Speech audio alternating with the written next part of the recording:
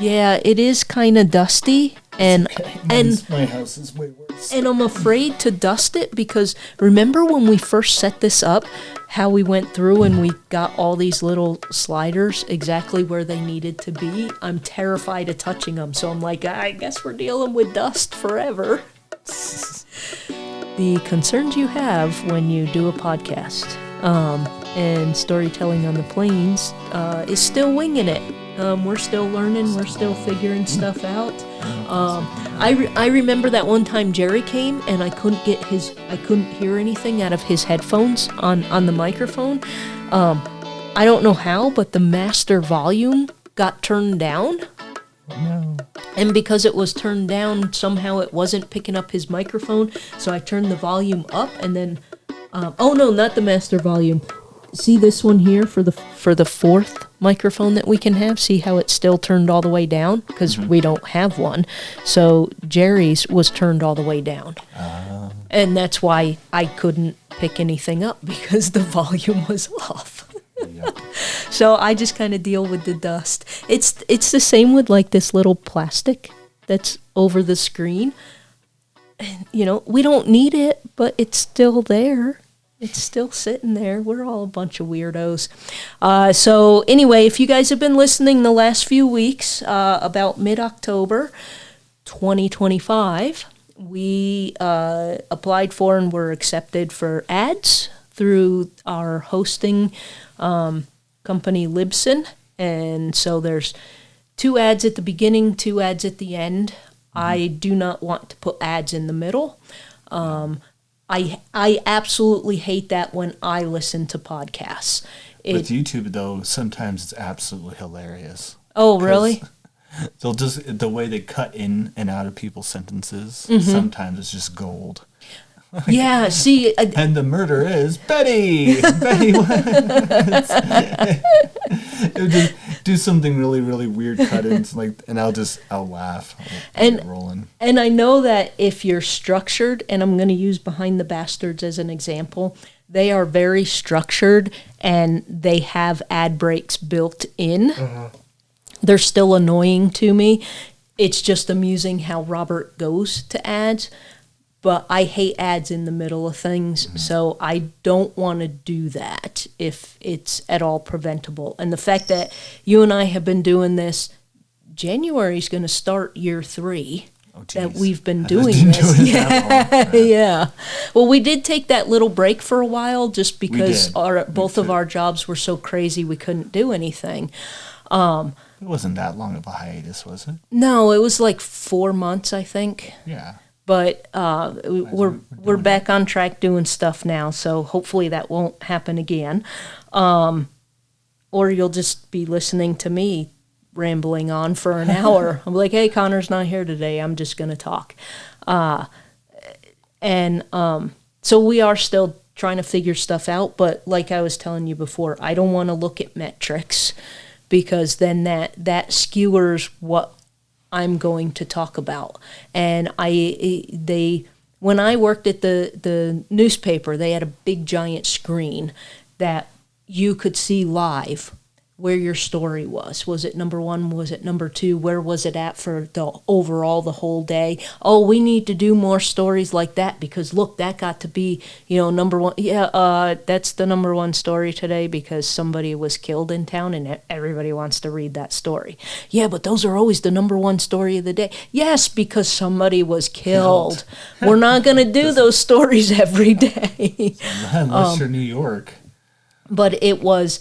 I very much, when they started getting heavy into the metrics of that stuff, I was getting pushed to do things, and I pushed back, and it's why I ended up being disillusioned with what I was doing at the newspaper, and now I can do these history stories that I liked to do at the paper, but I always had to fight to get them done, and now I don't have to fight to get them done.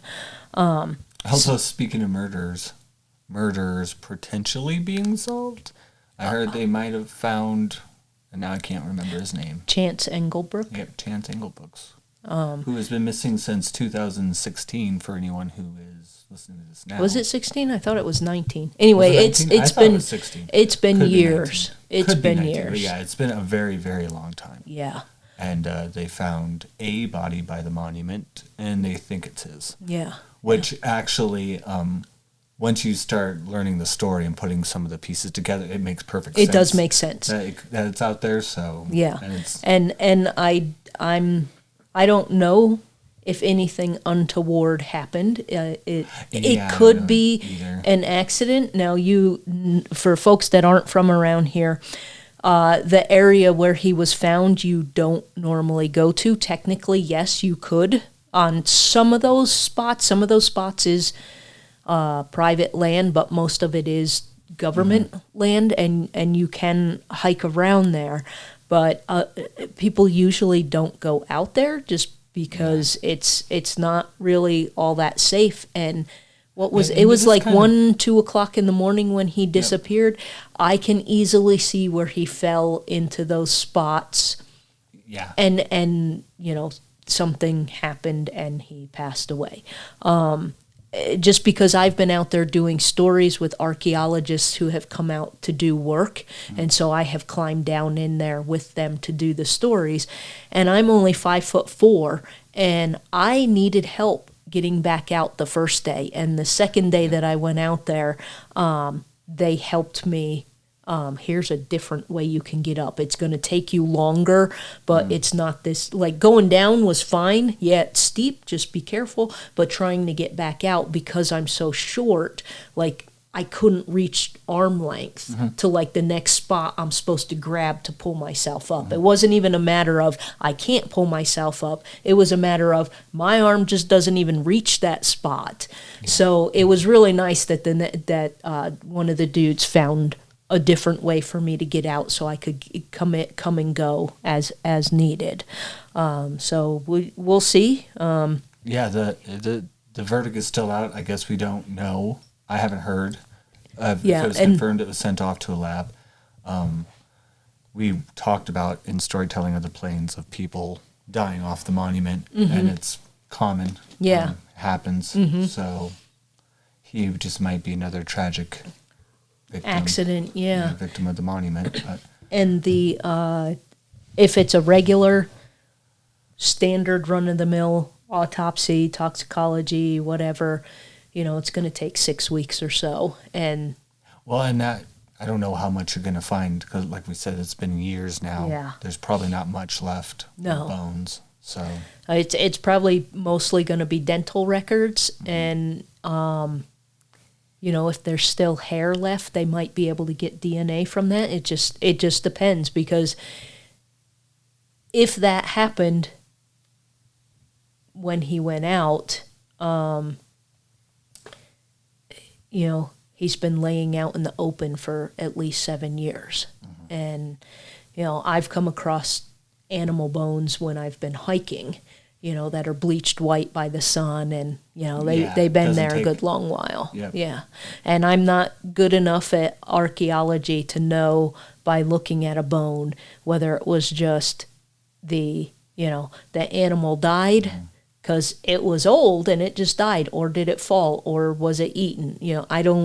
I'm not good enough at bone identification for that kind of stuff, and I would suspect the cops around here aren't either, and that's why I'm pretty sure the feds got involved. Yeah. So that's kind of what happens now, and I hope that regardless of whether it is him or not, whoever it is, that person's family can find some closure. Yeah. It's not the ideal answer to anybody's end of life, but at least having that closure, I don't know if that helps or not. I've never been in that situation. And no one in my family ever went missing. So the worst I ever had was I tried calling my mom for like 9 days straight, and finally I called my cousin. I'm like, can you just drive out there? Yeah, her phone died and she just didn't know because she didn't use it often enough. And so I'm leaving messages and I'm freaking out. And my cousin went over there and walked in the house, and my mom's just sitting there crocheting in her chair watching the news. What's going on? I'm just like, man. So after that, she ended up leaving her phone plugged in all the time when she was at home, just in case. We had a good laugh, but it did scare me. So in that sense, I did have a little bit of a worry, because sometimes it would take 3 or 4 days to track my mom down for her to call me back, because she was just busy. But then as the days went on and I'm not hearing from her, and you start to worry. I'm like, and she was in her early 70s at that point in time, and I would just start stressing about it. So today, our spooky stories are all over, and you guys have learned about Panorama Point, and, oh my God, now I forgot the other story we did with Panorama Point. Oh, where the 3 states meet. Yeah. The tri-state marker. Hold on to your horses, folks, because today's episode of Storytelling on the Plains is going to be a long one. I kind of have it made for a 3-parter. Hopefully we can stick with a 3-parter. But anybody who has listened this much to us knows that we get off track a lot and ramble. So it just might be very long 3-parters. We'll see. When we did the spooky stories last month, they were a little shorter stories, just because they're short, fun stories to tell around the campfire and scare the pants off you and make you think and don't go after ghosts. And today we're going to be talking about Camp Sheridan and the Spotted Tail Agency. I would like to start today with the location of both sites before we get into the history and its importance. So Camp Sheridan and the Spotted Tail Agency were located about 10 miles north of Hay Springs, Nebraska. The agency was built in 1874, and it was named after Spotted Tail, then the Brule Sioux chief. So if you remember all the way back when we went through the Sioux Nation and how it's divided up and made up, the Brule are Sioux. They're a different band of Sioux. There's the Brule and Lakota and Minneconjou, and I'm not going to remember the rest of them because there's quite a bit. It's a there's 7 of them, and I know some of them when we did those stories we struggled a little bit with pronunciations. And when I listened to The Journey of Crazy Horse by Joseph Marshall III, he narrated the book, and he even pronounced them slightly different than what I thought they were. And I would assume that since he was Lakota, he knew the right way to pronounce it. But I think overall the main importance is you try to pronounce it correctly. That's what people want. They don't just be like, oh, whatever, who cares how you name. No, it's your name. It's your name. Let's say it right. Yeah. I have people do that all the time. They're like, oh, whatever, and I'm like, no. Just like you're Connor with an E. It matters. Connor with an O is not you. It's not me, damn it. You're looking for someone else. He's down the road. Yes. And when I was in college, I went to school with a girl named Kimberly, K-E-M. And I'm like, yeah, I don't get why your parents did that to you, but your name is Kim. I'm not going to call you Kim because your name is Kim. And she would get upset when people would literally go, oh, whatever, close enough. Well, no, one is her name, one is not. And that's why I struggle so much with making sure I pronounce things correctly, because I know what it's like to have people say my name wrong. And I know how people just in general feel when you say their name wrong. But anyway, Spotted Tail was the Brule Sioux chief at this point in time. And one key thing to remember is that we don't know the exact location of the agency. We know its rough location on hand-drawn maps, but no one ever put up a marker that said, here it is. There's some descriptions of, close by bits of landscape and stuff. but it was never in this specific spot. It was it wasn't like the Red Cloud Agency over at Fort Robb. It was there, and it was just like, oh yeah, we're at Camp Sheridan. Oh yeah, right over there is the agency. Like people knew where it was. And it's one of those things where you don't think about, oh, it's at coordinates. You just knew where it was. Just knew where it was. Yeah.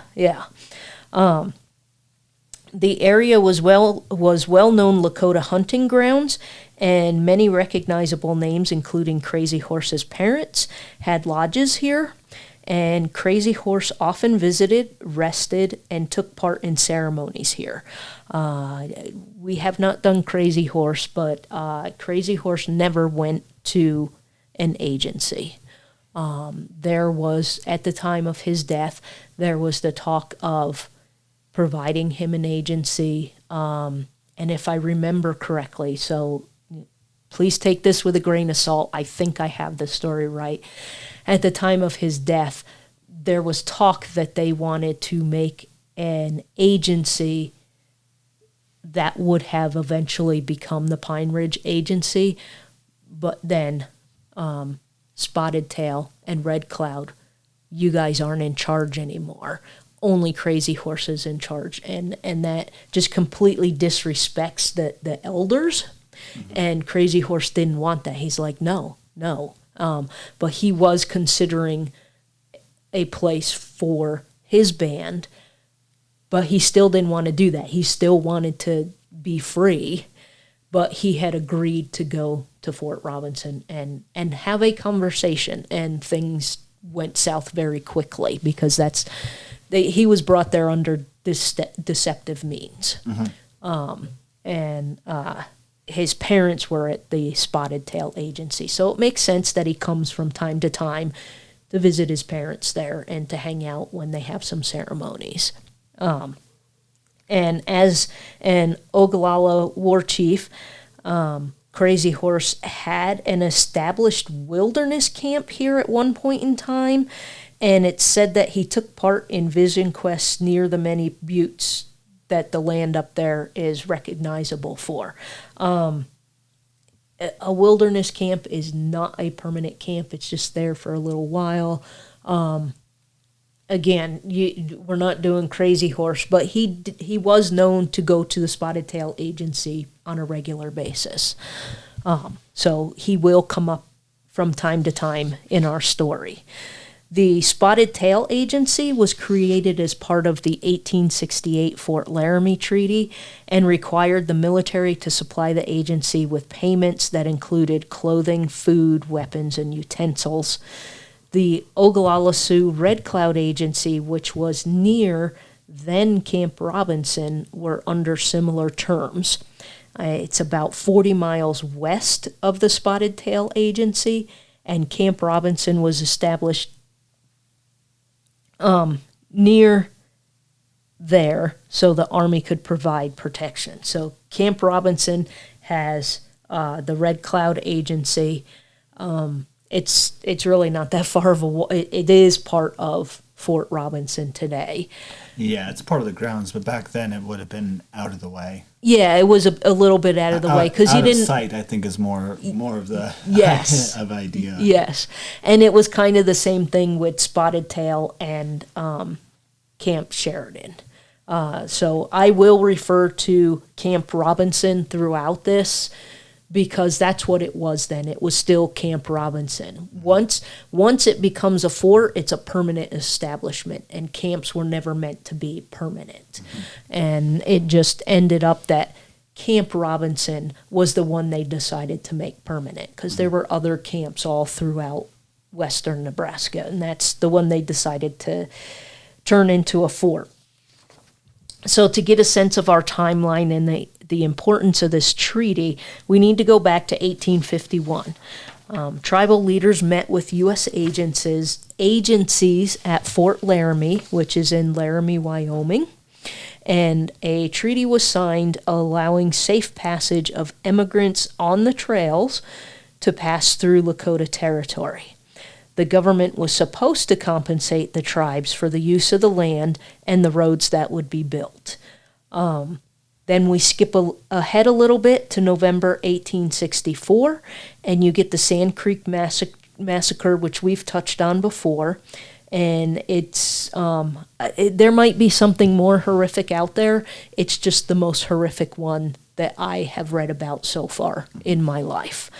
U.S. troops slaughtered 150 Cheyenne and mutilated them in an unprovoked attack. And I am very much glossing over everything because we're not covering it now. I'm just trying to get you some background. Then in December 1866, you get the Fetterman Massacre, and the tribes and the military meet again in 1868 to forge another new treaty.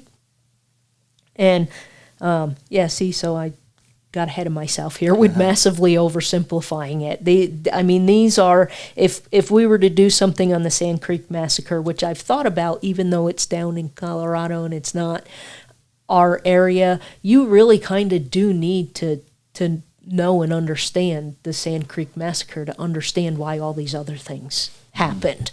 If that hadn't happened, maybe we wouldn't have had all these other horrible things. But I'm just trying to get you a gist to get you in the right frame of mind of how and why things had happened to the point of where we're at for our story today. The Fort Laramie Treaty of 1868 was the beginnings of the reservation system on the Northern Plains. Sorry, the Northern Great Plains, because technically the Great Plains does go down south quite a bit. It laid out the territory of the Great Sioux Nation and Reservation, which included all of present-day South Dakota west of the Missouri River. Tribes were also promised free rations, which helped to lure those who were hesitant to accept the white man's offer. And if you go and look online at a map of the Great Sioux Nation after this treaty, I mean, it was huge, and it's nothing today. It was massively huge, and, of course, we turned around and crapped all over them again. And then didn't do what we promised. And when we sent them beef, we sent them old rancid beef that sometimes had maggots on it by the time they got it. And the whole smallpox blankets. Yeah. I love when people claim, they didn't know there was smallpox on it. Really? There are literal letters of military members corresponding, saying, make sure you send them these blankets. Yeah, that's kind of hard to get around that one. Yeah. Of course they knew. Yeah. And they knew how, and by then they even knew how to prevent it. Yes. They knew better how to prevent smallpox. They could have had smallpox vaccinations. Yep. But they didn't. So I want to quote from this document from the South Dakota State Historical Society about the Rosebud Agency, because it can get to be a little confusing as it moved around. So you have, I think Red Cloud is probably the simplest, because you had Red Cloud Agency 1, Red Cloud Agency 2, which is at Fort Robb. Red Cloud Agency 3 eventually became Pine Ridge. But the Spotted Tail Agency moved around a lot, and there were times where I would have something written, and then I was like, oh, crap, I got that wrong. And I had to go back and fix it, because it did get confusing, because it did move around, and then because it didn't have, like, the agency is next to Walgreens. Now the agency is next to Safeway. You didn't have specific landmarks. And it's over here. This is over there. It's down yonder. So it might just be me. Maybe I'm the only person that's confused by this, but I figured if I'm confused by it, somebody else might be. So we'll cover that.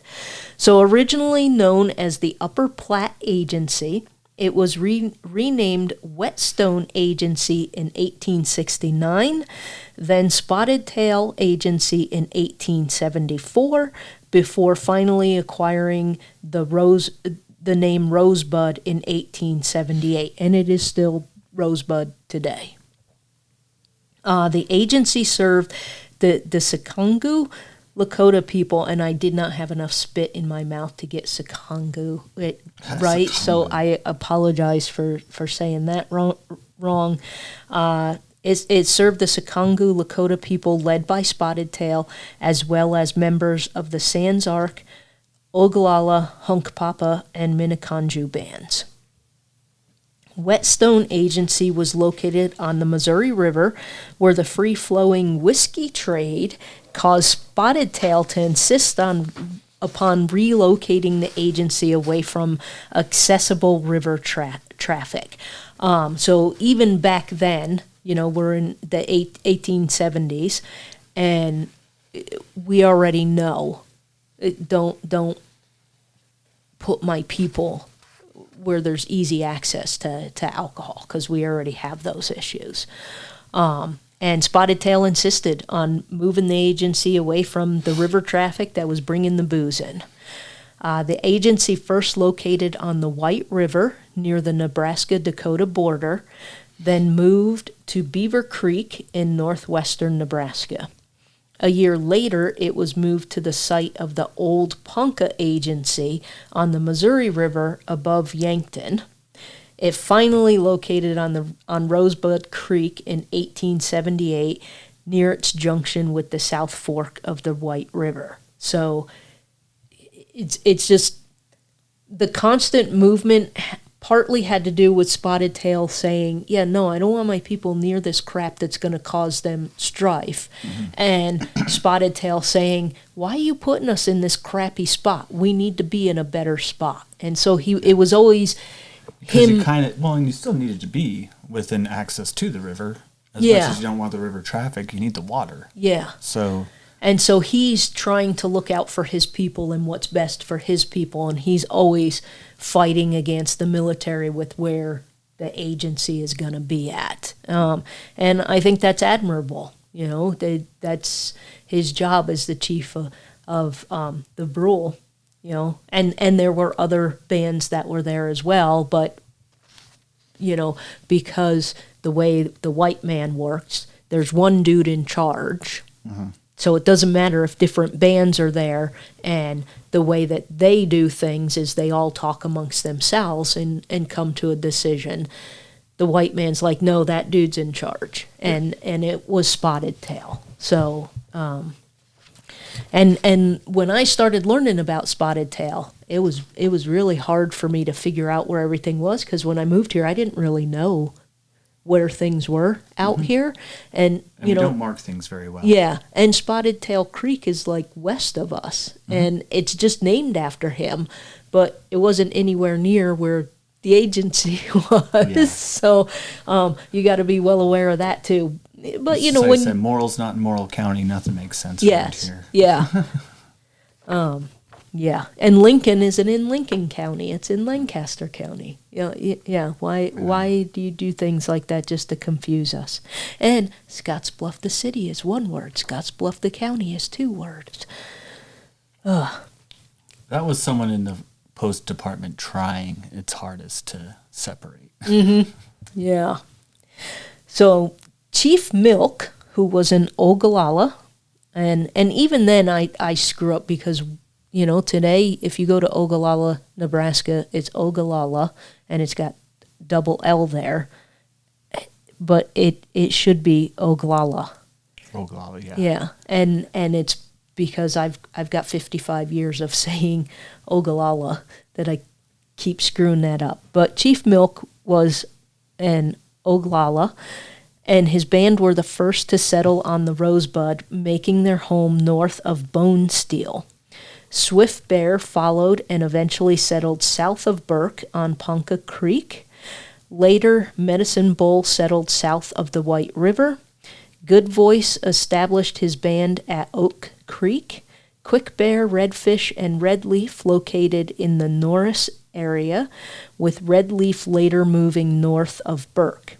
Other prominent headmen at Rosebud were He Dog, Two Strike, Hollow Horn Bear, Ring Thunder, Strange Horse, and Yellow Hair. And we've done yellow hair with the, oh my gosh, now it just went out of my head, the name of the battle up there at Montrose. Anyway, we've covered yellow hair before. He Dog comes up a lot. He was he was a prominent headman, but he also seemed to be like a kind of a jack of all trades sort of dude. He was always there trying to calm shit down, but trying to make things work. Yeah, but if shit's gonna hit the fan, he's gonna be there with you, and he'll be hitting the fan with you. And he comes up quite a bit in a lot of the readings that I have. So I think he was probably as prominent as Red Cloud and Crazy Horse and Spotted Tail. It was just he didn't have his own agency because they wanted to shove as many people on as few agencies as possible, and then they pick one person to be the spokesperson in charge. Yeah. So today the Rosebud Reservation is situated north of the Nebraska border in central South Dakota in Todd County. It has a land base of 880 to 416,000 acres. I didn't say that right. 882,416 acres. U.S. Congressman Ben Rifle and nationally renowned opera singer White Eagle were Rosebud tribal members. E.P. Wilson's 1941 article, The Story of the Oglala and Brule Sioux in the Pine Ridge Country in the Middle 70s in Nebraska history, backs up this information and goes into a little bit more detail. I know it might sound a bit repetitive, but I do want to stress that the Spotted Tail Agency was located in different places, which was actually common at the time. And if you ever get a chance to go read that article, I recommend it. Actually, I would recommend anything that I've read and made stories out of, because I don't pull everything out of the stories. Mm-hmm. I just pull out some important bits, but they're awesome to go and read. So the Brule Sioux, after signing of the Fort Laramie Treaty of 1868, were located at the Whetstone Agency in Dakota on the west side of the Missouri, where they remained until 1871. On June 1st of this year, they were transferred to the south bank of the White River, 12 miles west of White Clay Creek in Dawes County, Nebraska, about 10 miles northeast of the present town of Sheridan, Nebraska. This location was but a few miles below the Red Cloud Agency. The Spotted Tail Agency was located at 2 or 3 different places in this vicinity, none of which proved satisfactory.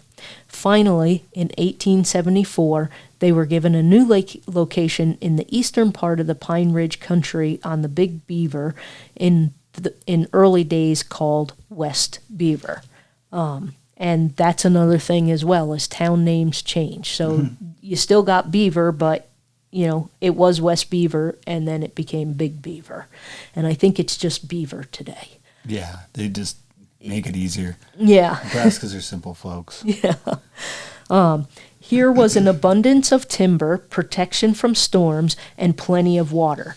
The location was supposed to be in Dakota, but a survey later showed it to lie in Nebraska, 12 miles south of the north line of Nebraska and 12 miles east of the present town of Sheridan. This location remained their home until the fall of 1877, when once again they were taken to the west bank of the Missouri River in Dakota. The following year, 1878, they were brought west and located on the Rosebud Reservation.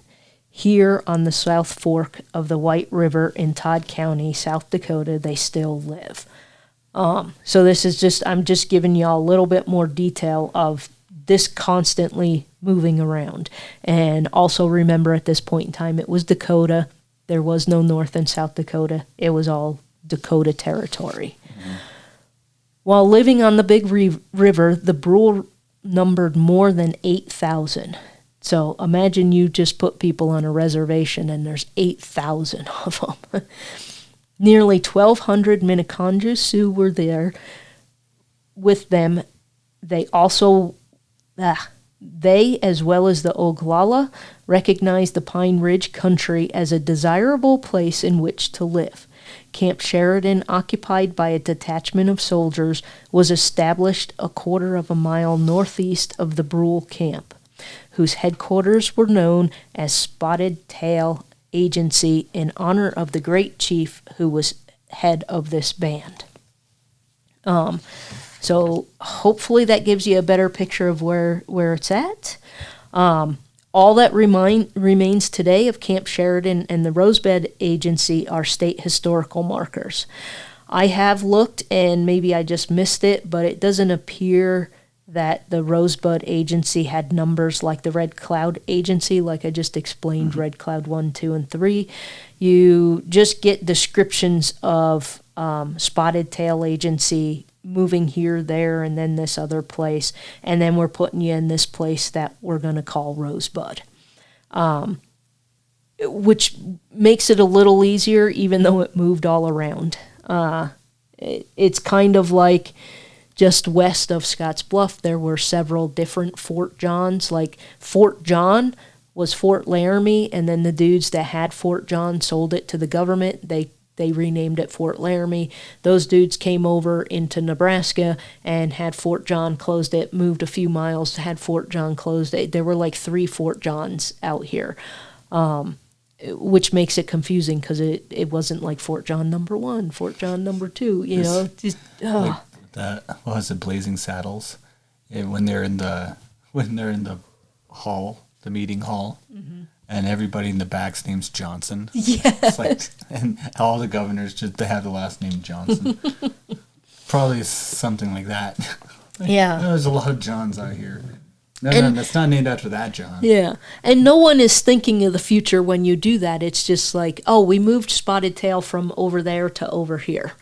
And so it's still the same place. We just moved it. Yeah. Now we just do them with our football teams. Yeah. That's when we get really mad. Damn Raiders. So hopefully you got a little better understanding of kind of where the Spotted Tail Agency was. And if you see that historical marker, just know that was one of the places where it was at. We're going to concentrate on the Spotted Tail Agency when it was super close, although it's never like right next door to Camp Sheridan. And that's the bit we're going to be talking about today. The location of the markers are the third and last locations of Camp Sheridan and the Spotted Tail Agency. So if you ever go up to northwest Nebraska and you come across those, that's the last spot where both of them were at. The camp also moved as the agency moved. So when I went through all of this with the agency moving around, the camp is moving as well, because you still need your military dudes there for stupid reasons. Mm-hmm. The camp was slightly different because it had permanent structures, which were built under the supervision of Captain Anson Mills of the 3rd Cavalry. So what did the camp look like? According to the Discover Northwest Nebraska website, one second lieutenant noted in his diary that the layout of the camp resembled that of a coffin. The camp featured 3 company barracks, often housing 2 companies of infantry and 1 of cavalry, along with 7 officers' quarters, a hospital, guardhouse, blacksmith, and storehouses. The garrison tended to be small, in part because Spotted Tail's camp and the Brule were known for their cooperation and required little in the way of direct attention. So that's a good way of saying everybody got along. Yeah, they all got along. We'll reserve that for later. But yeah, in general they got along, so they didn't have the military folks wandering through the camp 24/7. The main point of the agencies was to control trade between the tribes and the United States.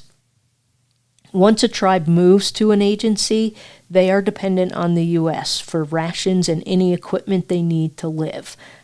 More than likely also blankets, material for clothing, because you're now you agreed to live at the agency, and according to the 1868 treaty, you now live there and the government will give you everything you need. And it sucks, but for people like Spotted Tail and Red Cloud, they didn't want to do it. But hey, if we don't do it, all of the people that I'm supposed to be looking out for are going to get killed. Well, I don't know if not necessarily killed directly, but killed through starvation. Yeah. Because by now, it is clear that the hunting has taken its toll on the buffalo herd by now. Mm-hmm. So they're out of food. They don't have... It's not like they couldn't just keep going wherever they wanted to. They technically could, but there wasn't nothing there. Yeah. There's nothing to hunt. Yep. And I said in this one tribe's 8,000 people. That's a lot of meat. That's a lot of buffalo. Yes. And it used to be, if any of you ever come out to western Nebraska and you go to the monument, just go up over the top of Mitchell Pass. It's the road that goes through and splits the monument in half. And just stand there and think back to a time where you could look down into that valley and there would literally be like tens of thousands of bison. Mm-hmm. And so feeding 8,000 was easy. And at this point in time, you might see 2,000 or 3,000. It's a huge difference. Oh yeah, it's a huge difference, and you would notice it. You'd see it. Yeah. So these guys were met with an impossible decision that they absolutely had to make. Do we still keep fighting the white man, and we're either going to starve to death, or our warriors are killed, or both is probably going to happen, or can we sign this treaty and hope that the white man holds up their treaty and find a new way to live? And it sucks. And I can see their side of why they went to stay on the reservation, and I can also see Crazy Horse's side where he didn't want to. Oh yeah, try to fight it for. I mean, the walls are closing around you. Yeah, that'd be a horrible feeling. Yeah, it's what we fear even now. Mm-hmm. We always talk about territory and land and this getting taken and that getting taken. And yeah, and I don't fault any of them for the decisions that they made. Mm-hmm. And I am thankful that I have never been in that position, because I don't know what I would do in that position.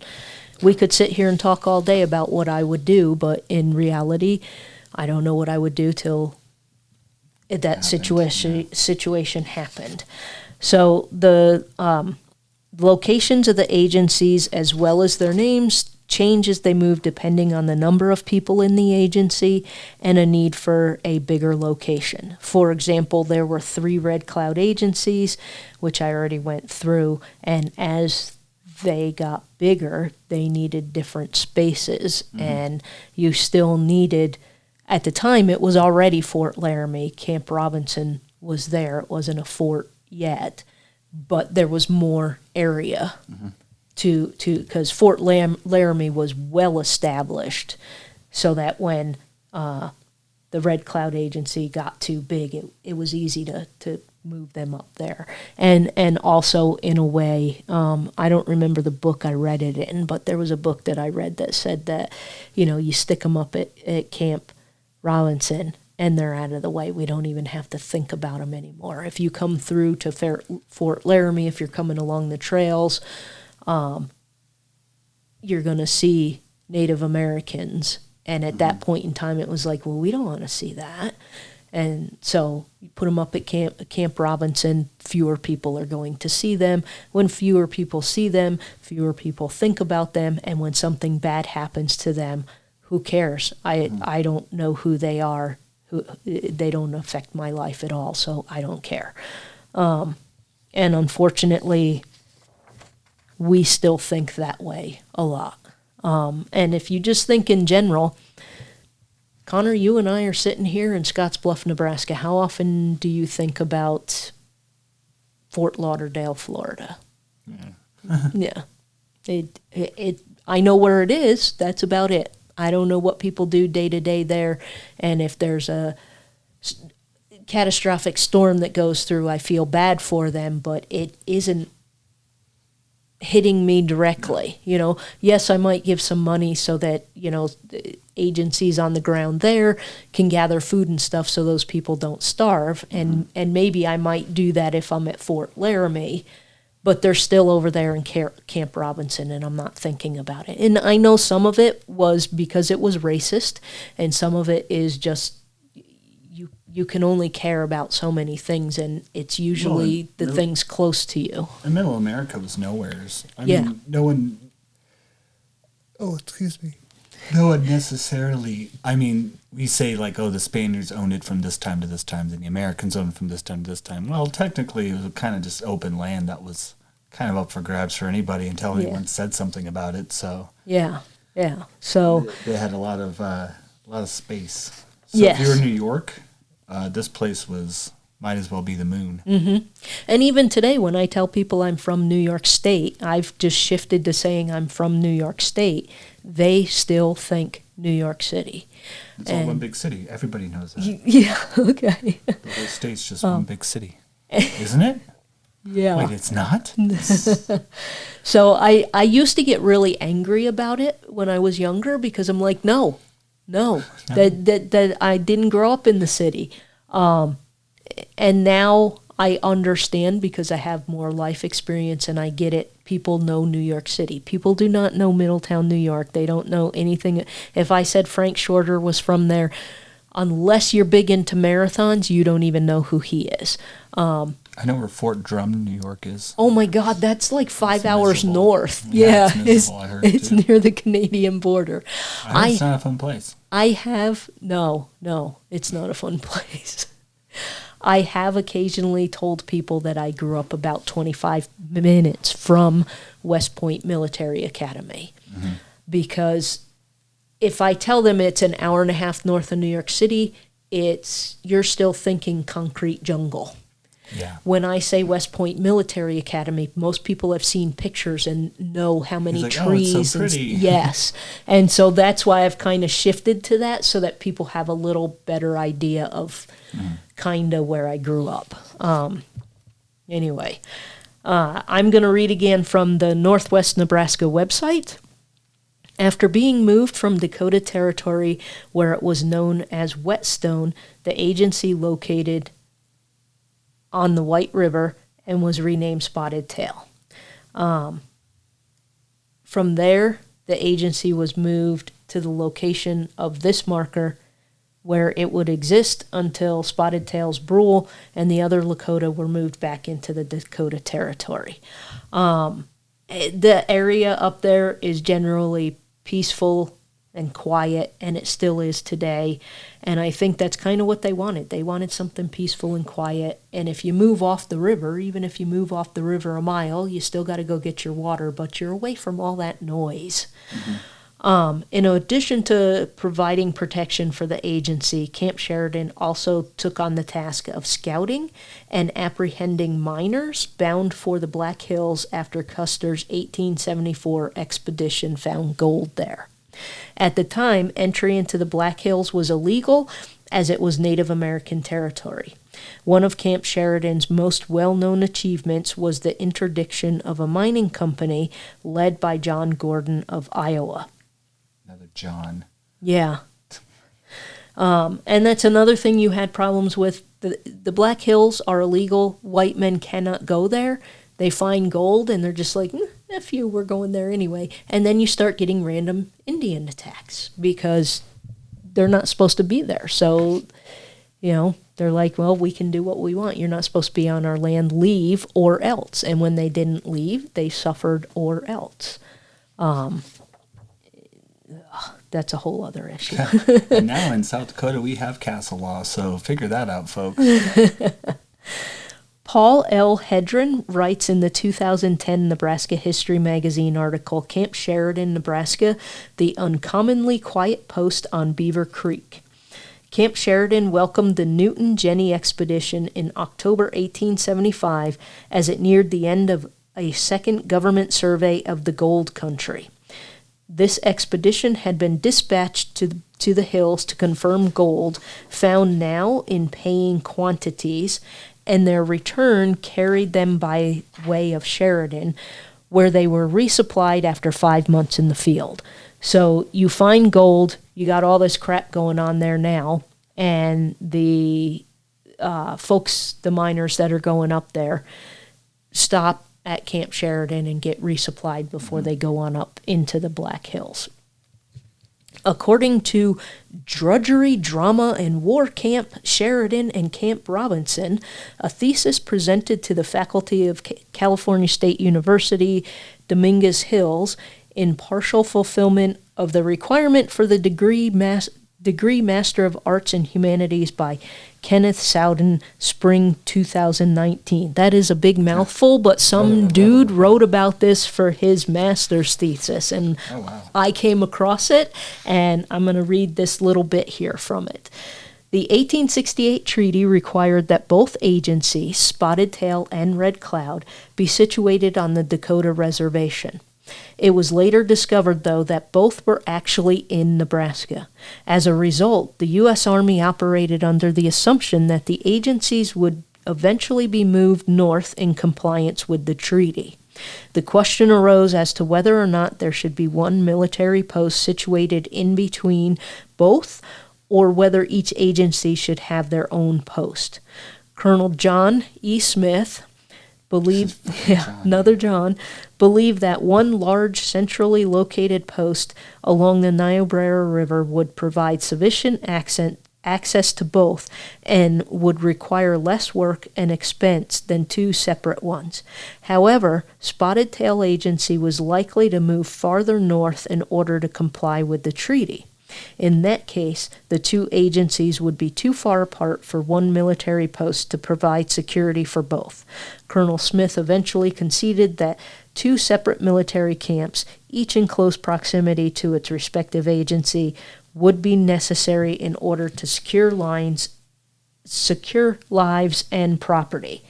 And so that's all of our background so far on Camp Sheridan and the Spotted Tail Agency.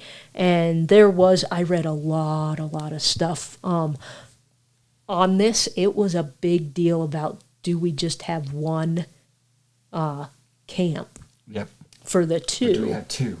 Can we trust you? Yeah, and it came across to me in the stuff I was reading that the Spotted Tail Agency, they seemed to just kind of let them be because they didn't really fight and argue too much. And we'll get into it later that, yes, there's 8,000 of them. There were dudes that snuck in and, had some stew and then snuck back out, and everybody at the agency knew, because it's like, yeah, come on, dude, come on in, get some food. But the folks at the camp, the military, didn't know that was happening.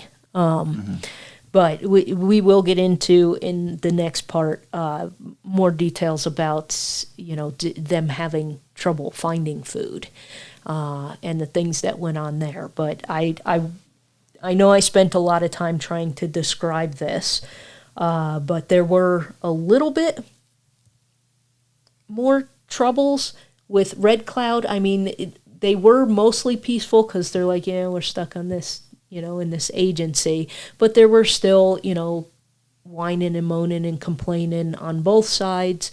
And from what I've read, it seems there was more Red Cloud than Spotted Tail. It seemed like there was a different dynamic with the goings-ons there. And it might have just been, maybe Spotted Tail was more of a laid-back person and would go up to the, whoever the head dude was at or at Camp Sheridan. It was like, look, man, we can't keep my agency here because there's way too much alcohol coming in. And then you're going to start having problems because all my dudes are going to be drunk all the time and you guys are going to deal with that. Can we please just move over here?